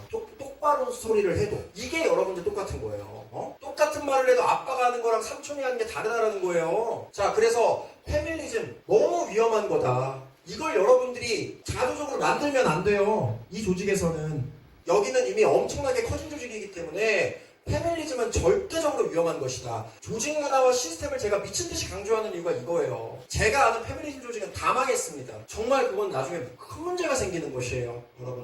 여러분들이 사업가로서 우리를 하고 있다고 생각한다면 하나하나의 구성원으로서 페밀리즘에서 벗어날 생각을 해야 돼요. 그 대신 서로 인간적으로 지킬 것 지키면서. 제가 항상 강조하는 게 무슨 성인군자처럼 행동하자고 해요, 제가? 아니에요. 저는 딱 2가지예요. 타인한테 피해 끼치지 마. 그리고 사회적 규범에 맞춰서 상식적으로 하자. 딱 그거 2개예요. 그거 2개면 사실 인생 똑바라지게 살 수 있거든요. 막 지나치게 착한 척하고 뭐하러 그럽니까? 남한테 피해 안 끼치고 사회적 규범에 근거해서 살면 되는 것이지. 그렇잖아요. 자, 그래서 조직 문화와 시스템 너무 중요하고 호칭 똑바로 안 쓰시면 어느 날 여러분들의 IMS의 직책이 그 호칭으로 바뀌어 있을 겁니다. 아시겠죠? 네. 자, 그러면 조직 문화란 무엇인가, 운영 시스템이란 무엇인가, 이렇게 2가지를 말씀드릴게요. 빠르게 가겠습니다. 자, 제가 강조하는 조직 문화란 건 뭐예요? 이거는 여러분들한테 예를 들어서 우리 은숙 FA님한테 은숙 FA님 린치핀 조직 문화가 뭐예요? 이렇게 설명해보라 그러면 설명하기 어려울 수 있어요. 우리 규섭이한테 규섭님 우리 조직 문화가 뭐예요? 이렇게 설명하라 그러면은 뭐 말은 하는데 이게 이제 뭐 불분명해. 근데 그게 조직 문화예요. 조직 문화라는 건 경영학적으로 뭐냐면 어떤 거냐면 여러분들이 저는 설명할 수 있죠. 근데 여러분들이 저처럼 설명할 수는 없어도 이 조직에서는 어떤 행동을 해야 인정받고 어떻게 해야만 잘 될 수 있고 어떻게 해야만 내가 마음 편하게 일할 수 있어 라고 무의식에 느끼는 게 조직 문화예요. 이게 조직 문화를 제가 정의하는 겁니다. 자, 민치핀에서 아무리 일을 잘해. 근데 사람이 너무 모났어. 너무 이기적이야. 너무 막말을 해. 그럼 여기서 인정받을 수 있어요? 없어요? 절대 저는 그런 사람 인정을 안 해줘요. 그럼 뭐가 중요한 거예요? 매출보다 뭐가 중요한 거예요? 인성이 중요한 조직이라는 거예요. 그쵸? 맞잖아요. 여기 사내 강사들이 자기 영업하겠다고 교육에 참석 안 한대. 그럼 제가 가만히 있어요? 그럼 가만 안 놔두죠? 왜? 개인도 중요하지만 조직 단위의 뭔가가 또 중요한 거거든요. 이게 여러분들 조직 문화예요. 그 조직 문화가 왜 중요하냐면 조직 문화가 굉장히 성실하고 정상적이고 합리적이고 효율적이고 사회적 규정에 맞아야만 여러분들이 이 규정에 맞춰서 이 생활을 하는 거예요. 제가 만약에 야 영업만 잘하면 다 돼. 야 인성은 상관없어. 영업 조직인데 뭔 인성이 중요해. 영업만 잘하면 되지. 그러면 린치핀에 있는 영업이 힘든 절대 다수는 이 안에서 개무시당할 겁니다. 사람으로서의 가치 취급을 받지 못할 거예요. 이런 걸 전 원하지 않는다 이거예요. 그러니까 영업보다 중요한 건 뭐야? 우리가 영업 조직이지만 좋은 인성을 가지고 돕자, 공유하자, 공생하자, 좋은 가치관을 가지자. 이게 우리의 정체성인 거예요. 이게 우리가 있기 때문에 지금까지 성장한 거고 정말 어떤 조직과 비교해도 탄탄한 거예요. 여러분들. 근데 이거는 어디서부터 나와? 리더의 머리에서부터 나온다는 거예요. 리더의 품행에서부터 나온다는 거예요. 그러니까 저한테 이런 얘기하는 사람들이 있어. 저는 진짜 객관적으로 하려고 되게 노력을 하거든요. FA와 리더가 갈등이 생겼어요. 얘기를 전 무조건 다 들어봐요. FA의 얘기도 들어보고 리더의 이야기도 들어봐. 그래서 최대한 깊게 고민을 해서 어떠한 조언을 해줘요. 세상의 모든 건 100대 0은 없으니까. 그쵸? 근데 그냥 누가 봐도 FA가 잘못을 했다. 예를 들어서 누가 봐도 FA가 잘못을 했어요. 그래서 FA가 잘못을 한 거다라고 저는 정확하게 얘기를 해줘요. 왜? 그게 사랑이라고 생각을 하니까. 잘못된 건 고쳐야 그 사람이 더 좋은 인생을 살 수 있잖아요. 제가 생각하는 진정한 존경과 사랑은 그런 거니까 얘기를 해줘요. 그러면은 어떤 FA분들은 대표님이 리더 편 들어줬어.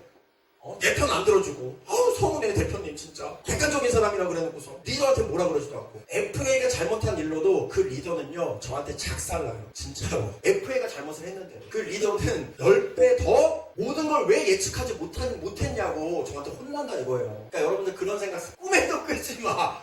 리더가 뭔가 권력이 있고 권위가 있는 직급이잖아요. 전 그거에 대해서 행동에 대한 책임이 더 중요하다고 생각을 하는 사람이기 때문에 FA가 잘못을 했어도 리더한테 더 많은 걸 물어봐요. 왜 그런 상황에서 이렇게 하지 못했냐? 이미 지나간 일일지라도 그래야 전 조직이 더 잘 된다고 생각해요. 그러니까 제가 여러분들 리더 편 들어주고 이런 거 있다 없다? 전혀 없다. 네. 여러분들이 그렇게 생각하면 여기 앉아 계신 리더들 다 속상해서 울어.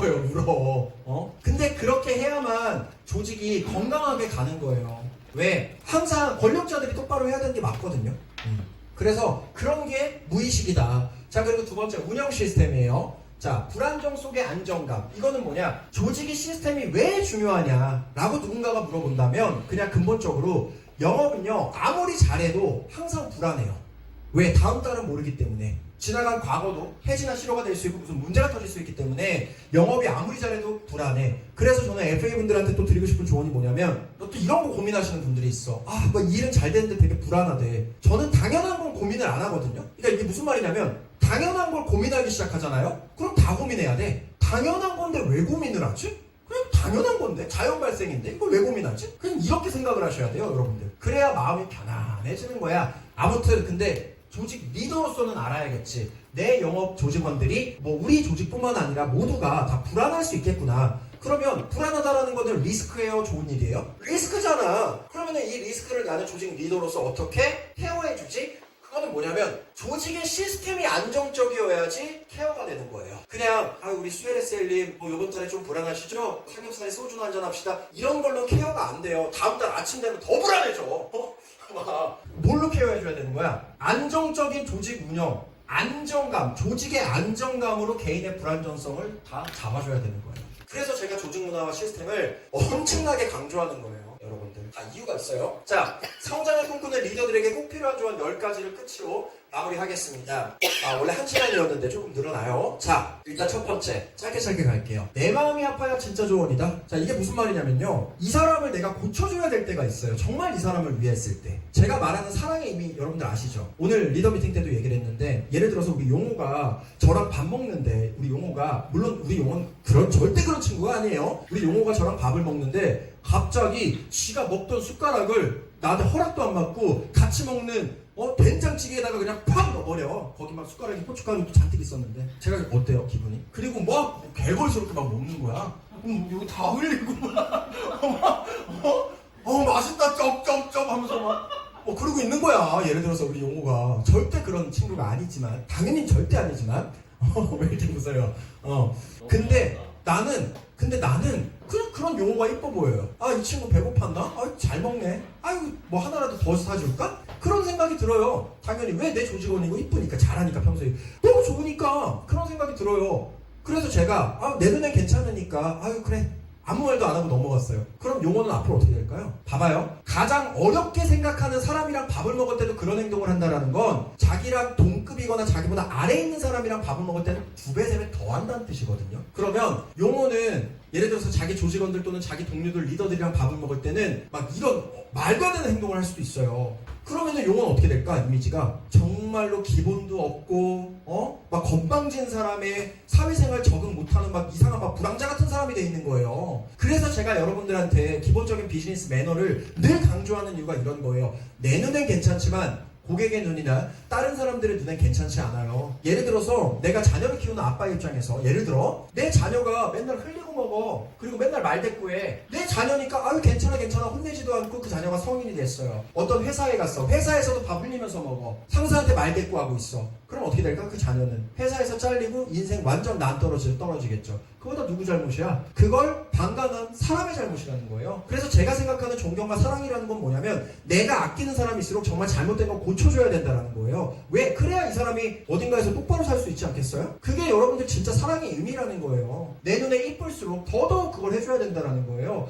그리고 그거를 받아들이는 사람도 감사하게 받아들여야 돼요. 남자 나이 38살 이후로 완전히 자기 관리가 안 되고 망가진대요. 그거 왜 그럴까? 직원해주는 사람이 없어요. 직원해주는 사람이 있다는 건 정말 그 사람이 나쁜 의도로 그런 게 아니라면 진짜 감사하게 살아야 되는 거라고 전 생각을 해요. 정말 진심이야. 회사 대표가 돼가지고 제일 힘든 것 중에 하나가 뭔지 알아요? 난 나한테 직원을 해야 돼. 왜? 그 누구도 나한테 직원을 못하니까 내가 나한테 직원을 해야 돼요. 그래서 항상 날 돌아보고 내가 더 똑바로 해야 되고 자기 객관화. 그게 되게 힘든 거거든요, 여러분들.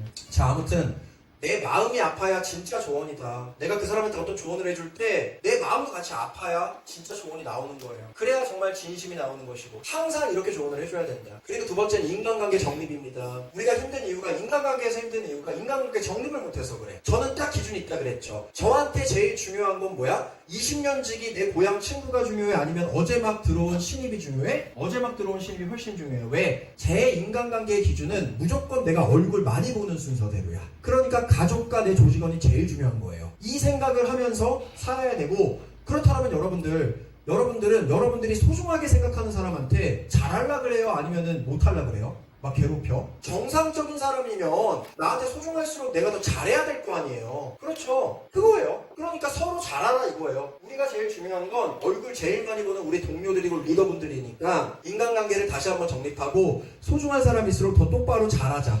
비즈니스 매너를 지키자 이거예요. 자, 세 번째. 필드에서 함께하는 시간이 있어야 된다. 우리가 하는 영업은 리크루팅 그리고 개인 보험 영업 이렇게 있잖아요. 물론 조직이 커질수록 개인 영업에 대한 비중을 리더가 줄어들 수밖에 없어요. 왜냐면 그 외에 해야 되는 것들이 너무나도 많기 때문이에요. 자, 하는 역할이 좀 달라지는 건데, 어쨌든 제가 우리 리더분들한테도 잡미팅이나 이런 것도 최대한 같이 나가고, 제가 잡세미나도 직접 진행을 하고, 조이너킹이나 이런 것들을 활성화시키려고 하는 이유가 뭐냐면 바로 필드에서 함께하는 시간 때문이에요. 린치핀 잡세미나, 이게 진짜 영업의 정수인데 이걸 듣지 않으면 정규 출근자로 입사를 못하게 돼 있어요. 그러니까 난 무조건 이걸 하겠다라는 거예요. 왜? 정규 출근자는 무조건 있을 테니까. 자, 근데 이게 왜 중요하냐면 신입 리더들이 이런 교육을 안 받으면 이런 걸 절대 안 해요. 그러니까 무슨 말이냐, 어느 시점이 되면 영업에 대한 비중이 완전 떨어질 때가 당연히 있겠죠. 그 외에 많은 것들을 해야 되는 시간들이 있을 거니까 그게 조직이 성장함에 있어서 자연스러운 건 맞는데요. 자, 어느 시점까지는 내가 내 개인 영업을 꾸준하게 해야 된다라고도 굉장히 강조하고 저도 지점장 때까지 그리고 본부장 초반 때까지 조직원이 4, 50명 되기 전까지는 제 개인 영업에 굉장히 또 매진을 했습니다. 그게 작년 4월에서 5월까지였던 것 같아요. 그러니까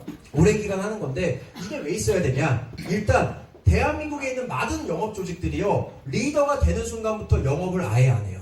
영업을 잘해서 리더가 됐는데 리더가 되면 영업을 안 해. 그러니까 자기의 강점 하나를 스스로 잘라버리는 거예요. 왜 그러냐 이거예요. 그럴 필요가 없다. 자, 그리고 두 번째, 필드에서 함께하는 시간. 그게 잡 미팅이든 보험 미팅이든 이거 왜 중요하냐면 조이너킹 나가면 여러분들 무조건 계약이 나와요? 그거는 아니에요. 그쵸? 근데 리더의 입장에서 착각을 한 게 뭐냐면 내 조직원한테 내가 교육까지 다 해줬는데 조이너킹 갔어. 근데 계약이 안 나와. 아, 그럼 말은 이렇게 해놨는데 완전 쪽팔려가지고 내 조직원이 나를 존경하지 않는 거 아니야? 아, 나 막 실력 없는 사람이라고 생각하는 거 아니야? 이거에 대한 막연한 두려움 때문이거든요. 근데 절대 그게 아니라는 거예요. 조이너킹 나가는 것 자체가 굉장히 의미가 있고 사실은 조이너킹 상담의 결과보다 어떻게 상담을 준비해 나가는가에 대한 노하우를 전중으로 배우는 게 훨씬 더 중요한 것이에요. 당연히 계약 안 나올 수도 있죠. 어떻게 계약이 바로바로 다 나옵니까? 말이 안 되는 것이지. 근데 계약까지 나오면 더 좋은 것이고. 자, 근데 여기서 중요한 건 뭐냐면 이걸 리더분들 잘 들어야 돼요. 자, 여기서 중요한 거. 자, 여러분들 계약 안 나오고 노쇼 나면 멘탈 나가잖아요. 다음날 출근하기 싫고. 근데 리더들은요 책임을 지고 있는 사람들이 있다 보니까 같이 갔는데 노쇼가 나거나 고객이 악성이어가지고 계약이 안 나왔어. 그래도 다음날 웃으면서 안녕하세요 하면서 출근하고 정상적으로 일을 한단 말이에요. 멘탈 흔들림 없이. 그걸 보여주는 게 조이너킹이에요. 여러분들 이해가 되세요? 자, 봐봐요. 내가 회사 대표라고 모든 자미팅에서 다 성공하는 게 아니잖아요. 저도 4시간 5시간 떠들었는데 죽을 힘을 다해서 얘기했는데 다른 조직 가거나 입사 아예 이 보험업을 안 하시는 분들도 많아요. 당연히 많죠. 근데 내가 이렇게 노력을 해서 나도 깨질 수 있다. 그리고 다음날 난 괜찮아. 멘탈 완전히 회복해서 또 더 폭발적으로 열심히 한다라는 걸 보여주는 게 리더의 역할이고 FA들은 그런 리더를 보면서 경외심을 갖는 거예요. 그래서 여러분들 계약 때문에 필드에서 함께하는 게 아니라 힘든 일이 있어도 그걸 리더가 극복하는 모습 정말 웃으면서 그걸 받아치는 모습을 보면서 아 나도 이렇게 해야 되겠구나 를 보여주는 게 리더십이라는 거예요. 조이너킹은 이런 겁니다 여러분들. 자, 그리고 격이 있어야만 한다. 이게 뭐냐? 제가 요즘에 많이 강조하는 건데 우리는 서로 친구가 아니에요. 맞죠? 엄연한 여기는 직장생활하는 곳이고 직급과 직책이 존재합니다. 물론 그게 조금 자유스럽죠. 왜? 영업조직이다 보니까 다양성도 당연히 존중을 하는데 중요한 게 뭐예요? 자, 너무 내 조직원들이랑 친해져. 완전 친구야. 그럼 어떻게 돼요? 좋을 땐 좋거든요. 근데 안 좋은 일이 있어서 내가 그 사람을 계도시켜줘야 될 때 이 사람은 당연한 말인데도 괜히 기분 나빠요. 평소에 안 그랬는데 왜 그래? 평소에 가족이라 그래놓고서 왜 그래? 이런 생각을 당연히 갖게 된다는 거예요. 그래서 원래 우리 리더들은요 그 사람의 표정이나 그 사람이 실제로 하는 말보다도 그 사람이 내재적으로 무슨 생각을 하는지를 잘 읽어야 돼요. 그거를 읽으면 이런 행동을 할 수가 없어요. 왜? 그게 너무 눈에 보이니까 두려운 거예요. 그런 상황을 만드는 것 자체가. 가장 중요한 게 뭐예요? 내가 이 사람 한 사람과 나와의 관계가 아니라 내가 이끄는 조직이 어떻게 되는가가 나한테 더 중요한 미션이니까. 자, 그래서 격이 있어야만 한다. 그래서 리더들이 더 똑바로 해야 되는 거예요. 왜? 리더가 복장을 똑바로 하지 않으면서 리더들끼리 형, 동생 이러면서 그런 호칭 하지 말아야 됩니다 라고 얘기할 수 없잖아요. 그렇죠. 리더가 리크루팅을 못하면서 조직원한테 리크루팅을 얘기할 수 없는 것처럼 이게 마찬가지입니다. 리더는 격이 있어야만 돼요. 여러분들도 마찬가지고. 자, 10플랜 하는 시간은 단순히 상품에 대한 스킬이나 상품 내용만 공유해주는 시간이 아니라 조직의 가치관과 올바른 생각, 올바른 문화, 내가 추구하는 방향성 이런 것들을 끊임없이 공유하는 시간이다. 자, 그리고 영업조직은 거대한 울타리 안에 다양성을 존중하는 겁니다. 그래야 큰 조직을 운영할 수 있어요. 근데 이게 또 왜 안 되냐면 봐봐요. 패밀리즘 조직일 때 나랑 제일 친한 친구 2명이랑 나랑 같이 일할 때 나랑 제일 친한 지인 3명이랑 나랑 같이 일할 때 이때는 조직 문화나 시스템이 없을 수 있어요. 자, 그때 예를 들어서 문화나 시스템을 만들지 않고 그냥 될 대로 되라식으로 운영하던 것을 나중에 조직이 커졌을 때도 그렇게 운영을 하면 그거는 100% 문제가 생기죠. 왜? 나랑 친분이 다 두터운 사람들만 입사를 하는 게 아니기 때문이에요. 그래서 처음부터 거대한 울타리 안을 만들어 놓고요. 이 안에서 각자의 다양성을 존중하는 연습을 해야 돼요. 자, 그리고 7번째, 조직 규모에 따라 다른 리더십을 펼쳐야 된다. 이거는 뭐냐? 2명 조직일 때랑 5명 조직일 때랑 10명 조직일 때랑 20명 조직일 때랑 50명 조직일 때랑 100명 조직일 때랑 200명 조직일 때랑 하는 역할이 다 달라져야 된다는 거예요. 이게 무슨 말이냐? 2명 조직을 운영하던 리더십으로 100명 조직을 운영할 수가 없다는 거예요. 계속 리더도 생각이나 가치관이나 행동이 진화가 돼야 된다는 거. 이것도 좀 말씀을 드리겠습니다. 자, 그리고 우리가 고객한테 세일즈 하잖아요. 그러니까 잘하잖아요. 우리는 리더들은 조직원들한테 세일즈 하는 겁니다. 그러니까 제가 복지제도도 만들고 승격 시스템도 만들고 시상식도 하는 거예요. 되게 당연한 겁니다. 조직원들한테 세일즈 한다는 거. 그리고 9번, 조직 문화 훼손자는 절대 방치하지 말 것. 그러니까 이건 뭐냐? 개인이 영업을 하다 보니까 영업이 좀 힘들고 그래서 툴툴거릴 수는 있어요. 근데 그것도 너무 지나치면 문제지. 그러니까 제가 제일 싫어하는 게 그거잖아요. 영업이 힘들 때에서 고민 상담을 해주고 방법을 알려줬는데 그 방법대로 하나도 하지 않고 이틀 뒤에 똑같은 걸 또 누군가한테 얘기하고 있을 때 그건 그냥 진심이 아닌 거잖아요. 누군가를 감정 쓰레기통으로 생각하는 것밖에 안 되는 거잖아요. 제가 제일 싫어하는 게 그런 건데 이런 걸 저는 조직문화 훼손이라고 봐요. 네. 다 열심히 하려고 하는데 자기의 인생을 걸고 왜 자기만 특별한 것처럼 자기 객관을 못하고 왜 그렇게 그런 이기적인 행동을 하냐 이거예요. 반대로 제가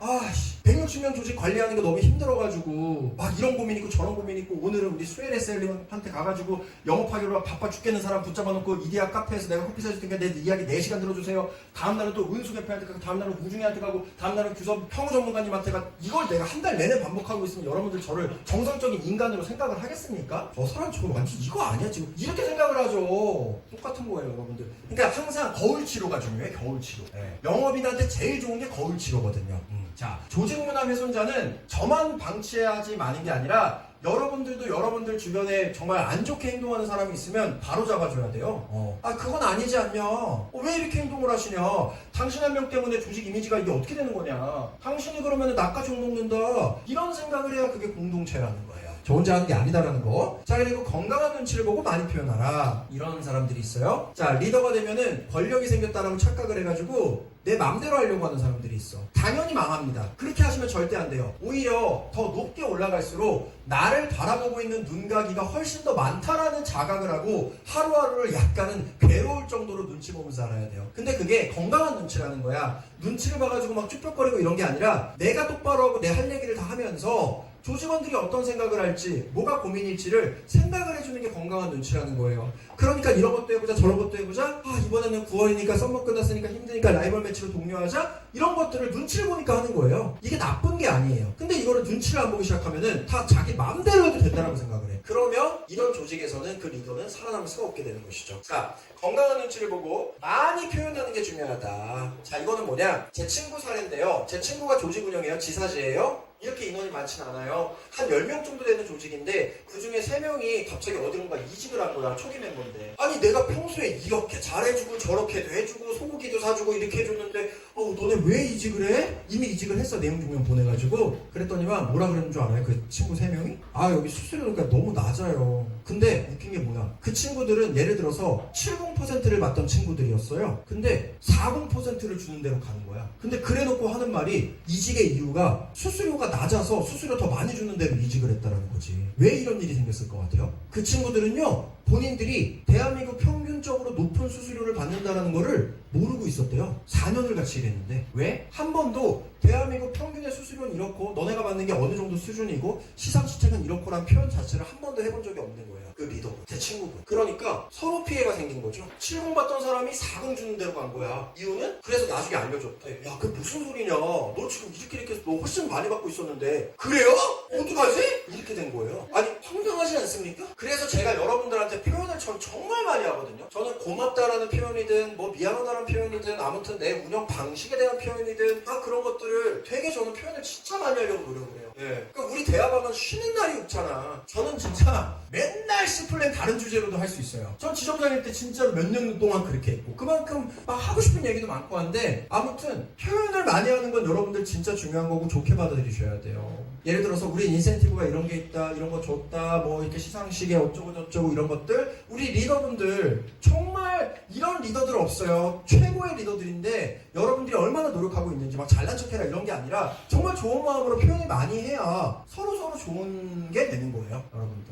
그래서 리더로서 성장하기 위해서 이 10가지는 반드시 명심을 해야 된다. 조직의 정체성, 가치관, 조직의 슬로건. 이게 앞으로 가장 중요한 핵심 키워드가 될 겁니다. 자, 그래서 이제 마지막이에요. 조직이 성장을 추구하는 것은 당연하다. 성장하지 않으면 사라질 가능성이 높다. 매출 이익도 제대로 없으면서 의미를 말하는 것도 우스울 수 있다. 그러나 시간이 흘러도 늘 기억되는 조직은 규모의 순위 아니면 분명하다. 규모의 랭킹은 몇 년만 지나도 크게 바뀐다. 우리 회사가, 우리 조직이 없다면 정말 사람들이 아쉬워하고 안타깝게 생각할까? 이 질문에 자신 있게 답할 수 있다면 그 조직은 존재 의미가 있는 것이다. 더 많은 창업자들과 경영자들이 돈은 많이 벌고 성장은 크게 하지만 그저 그런 회사 또는 탐욕의 회사가 아니라 의미를 주는 회사, 모두가 성장할 수 있는 회사를 꿈꾸면 좋겠다. 의미와 존재 가치가 분명하고 사람들에게 영감을 주는 조직이라면 언제나 어떤 자리에서나 늘 당당하지 않을까? 우리 회사와 우리 조직이 없다면 정말 사람들이 아쉬워하고 안타깝게 생각할까? 이 질문에 자신 있게 답할 수 있는 조직이 되었으면 좋겠다. 그리고 우리 리더분들, 또 리더를 꿈꾸는 우리 린치핀의 많은 분들, 여러분들이 앞으로 만들어 나가는 조직이 없으면 아쉽다라는 생각이 들 정도로 좋은 조직이었으면 좋겠습니다. 오늘 여기까지 하겠습니다. 감사합니다. 화면 좀 멈춰주세요.